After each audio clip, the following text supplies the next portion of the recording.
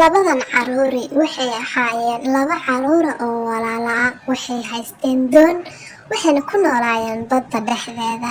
Waxay saaxiib la ahaayeen kalluunka nooca loo yaqaano dolphin-ka oo ay kula xiriiri jireen gacmahooda oo waxay ka sii dayn jireen maanso. Kalluunkana dhegtiisa ayay uga jawaabi jireen oo iyagana maanso ka sii dayn jireen. Aad bay isu fahmeen caruurtu.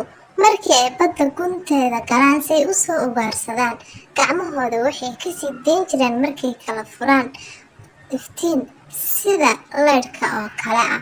Iftiinkaas ayaa wuxuu sababi jiray inay kalluunka ku aqoonsadaan oo ay kaga leexdaan si aysan u cunin oo u ugaarsan.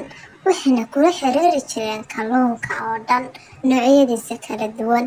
Sidaas ayay ammaan ku dareemi jireen. Badda gunteedana waxay rabaan ay uga soo samaysan jireen oo ay u quusi jireen. Maalinkii marka la joogo, waxay dabaalan jireen dusha sare ee badda ayagoo xiranaya qalabka lagu dabaasho ee lugaha xagga dambe uga ekaysiinaya kalluunka. Aad bay ugu faraxsanaayeen. Dolphin-ku wuxuu ahaa saaxiibka ugu dhow. Marmar hooyada dolphin-ka oo ah midda ugu weyn ayaa caruurta dhabarkeeda ku qaadi jirtay oo badda ku ciyaarsiin jirtay. Waxay ula duuli jirtay samada sare iyadoo shimbiraha agtooda la tegaysa. Hadhowna sidii gaarigii ayay badda ugu dul socon jirtay ama saxiimadaha oo kale. Waxay ahayd mid ka farxisa, la ciyaarta, la boodbooda oo aaday u jeclaayeen caruurtu. Iyaduna waxay ahayd kalluunkaasi mid ka taxadarta oo caruurta jecel oo aad u ilaalisa.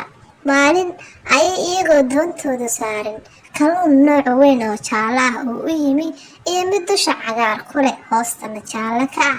Wuxuu ku yidhi cuntadiina waa la tacajabay. Iyaguna waxay si deeqsinimo leh ugu soo dhiibeen salladoodii. Waxay ku dhaheen hoo cun. Wuxuu yidhi anigu ma cuno khudaarta saaxiibayaal. Waxaan cunaa cunto cajiiba. Waxaan idin tusayaa habeenkii cuntada aan cuno oo midabkayga jaallaha ka dhigtay. Waa mid aniga ii khaasa. Iyagoo doontoodii saaran ayuu la ballamay.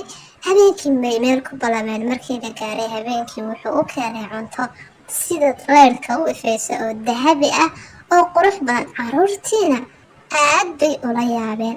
Galabtii marka la gaaro kalluunka dolphin-ka caruurtiisa qayb ka mida waa la ciyaari jirtay. Weliba xabad bay aad isu fahansanaayeen. Waxay u samayn jirtay maanso sida wareegga oo kale taasay isku fahmi jireen oo ku sheekaysan jireen. Habeenkii bundo ku taala badda gunteeda hoose ayay wiilkii gabadhu ku wada ciyaari jireen iyagoo u heesayaan kalluunka nooca loo yaqaano